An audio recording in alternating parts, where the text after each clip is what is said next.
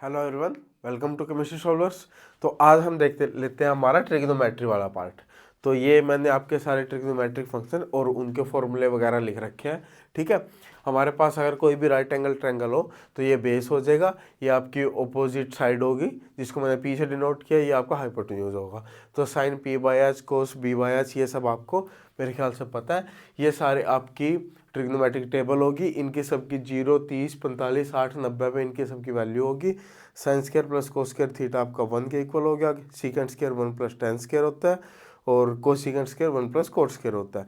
ये sign 2 theta cos 2 theta इनकी value आपको ये याद ही होनी चाहिए, ये आपको क्वांटम में भी बहुत हेल्प करती है। ठीक है, और ये आपको पता ही है, अगर रेडियन में एंगल पाई हो वो आपको 180 डिग्री के इक्वल होता है। और ये किस किस क्वाड्रेंट, जैसे ये आपका फर्स्ट में आपके सारे पॉजिटिव होते हैं, सेकंड क्वाड्रेंट में आपके साइन और कोसिकेंड पॉजिटिव होते हैं, थर्ड में आपके टैन और कोट पॉजिटिव होते हैं और फोर्थ में आपके कोस और सीकेंड पॉजिटिव होते हैं। तो ये बेसिक चीज़ थी ट्रिग्नोमेट्री से जो आपको पता होनी चाहिए थी। अब इसके बेस पे क्वेश्चन देख लेते हैं जो कि आपके आए हुए हैं। ठीक है, ज़्यादा क्वेश्चन नहीं मिले, जो पिछले 6 एग्ज़ाम थे, 6 एग्ज़ाम में आपके यहाँ से 2 क्वेश्चन आए हुए हैं।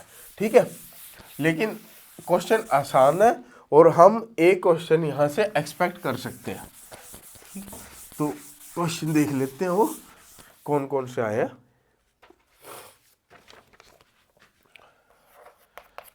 पहला क्वेश्चन आपका आया हुआ, a shadow of a vertical pole form due to nearby lamp which is at a height of 12 metre. ठीक है, तो इसने क्या बोला है कि एक लैंप है आपका। ठीक है, एक लैंप है आपका 12 मीटर की हाइट पे। ठीक है, यहाँ पे है लैंप और यहाँ पे एक क्या है, पोल है। ठीक है, यहाँ पे पोल है जिसकी हाइट है h। इसकी वजह से इसकी क्या बन रही है, शैडो बन रही है। ठीक है, और जो आपकी पहली शैडो बन रही है वो आपकी कितने में बन रही है, 4 मीटर पे बन रही है। ठीक है, जो ये शैडो बन रही है ना, ये आपकी कितने पे आ रही है, 4 मीटर पे आ रही है। ठीक है, इतनी बात, इतनी इंफॉर्मेशन इसने अभी तक हमें दी है।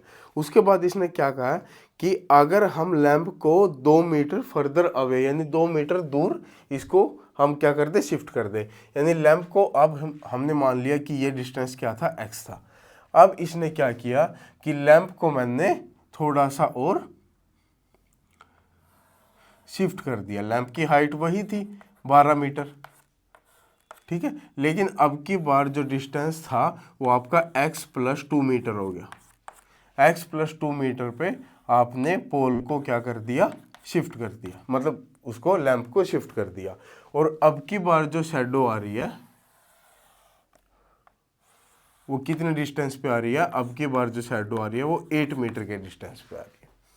ठीक है, शैडो आ रही है 8 मीटर के डिस्टेंस पे।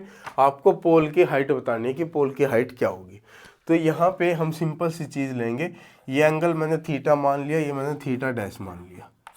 ठीक है, क्योंकि दोनों एंगल क्या होंगे, अलग अलग होंगे ना।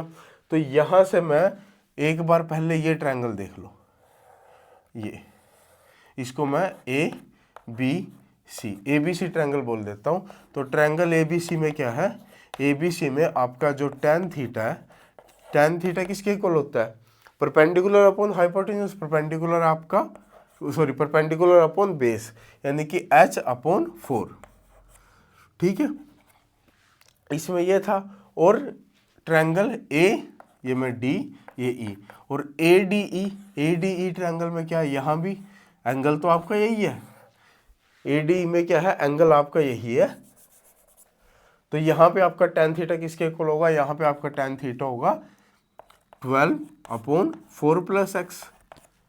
ठीक है, 12 upon 4 plus x, perpendicular upon base, यही होगा ना।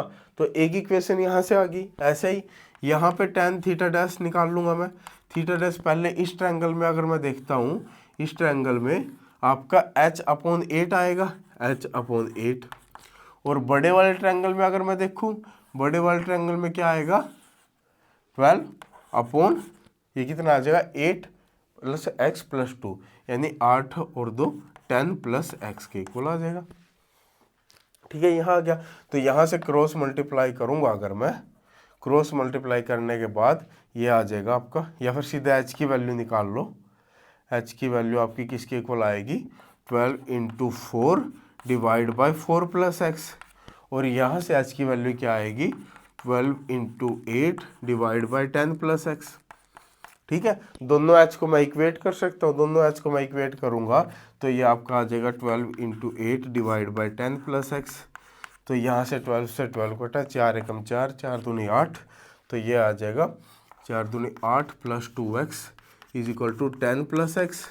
यहाँ से x की वैल्यू कितनी आ गई, 2। ठीक है, x की वैल्यू 2 आई, x की वैल्यू मैं 2 पुट करूँगा यहाँ पे x की वैल्यू 2 पुट करेंगे तो ये 6 दूनी 12 और h की वैल्यू क्या आ जाएगी, 8 आ जाएगी। ठीक है, 12/6, ये 2 क्रॉस मल्टीप्लाई करेंगे तो h की वैल्यू कितनी आ जाएगी, h की वैल्यू आपकी 2 आ जाएगी, सॉरी 8, h की वैल्यू कितनी आ जाएगी, 8 आ जाएगी। ठीक है, तो सिंपल सा क्वेश्चन था, हमें पता था दोनों में हमने tan थीटा निकाला। tan थीटा निकालने के बाद 2 ट्रायंगल आ रही थी ना, दोनों मैंने क्या चीज़ देखी यहाँ पे कि हर एक में 2-2 ट्रायंगल बन रही है और एंगल सेम है, 2 ट्रायंगल बन रही है, एंगल सेम है, तो यहाँ से भी tan थीटा निकाल सकता हूँ, यहाँ से भी tan थीटा, यहाँ से भी tan थीटा, यहाँ से भी tan थीटा। ठीक है, वहाँ से h को इक्वेट करके x निकाला, x से फिर मैंने h की वैल्यू निकाल ली। ठीक है, समझ गए बात। चलो उसके बाद नेक्स्ट क्वेश्चन क्या है, नेक्स्ट आपका सिंपल सा क्वेश्चन है। उसने क्या कहा, उसने ले लिया एक आर्चर, ले लिया कि एक आर्चर क्या कर रहा है, शूट कर रहा है, जो उसका टारगेट है, टारगेट उसका 6 मीटर की हाइट पे है। ठीक है, और उससे कितने डिस्टेंस पे है, 12 मीटर के डिस्टेंस पे है। यहाँ से जो आर्चर था, आर्चर हिट कर रहा है, हिट करेगा तो उसके 6 मीटर के हाइट पे है जो टारगेट है और 12 मीटर के डिस्टेंस पे है। ठीक है, तो यहाँ से मैं एंगल देख रहा हूँ, यहाँ से एंगल मेरा बन रहा है थीटा।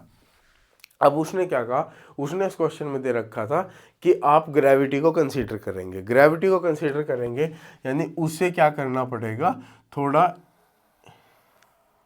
इस टाइप से। ठीक है, एंगल थोड़ा सा उसको क्या करना पड़ेगा, थीटा से थीटा डैश बड़ा लेना पड़ेगा, यानी थीटा डैश उसको क्या करना है, थीटा से कुछ अमाउंट ज़्यादा लेना है।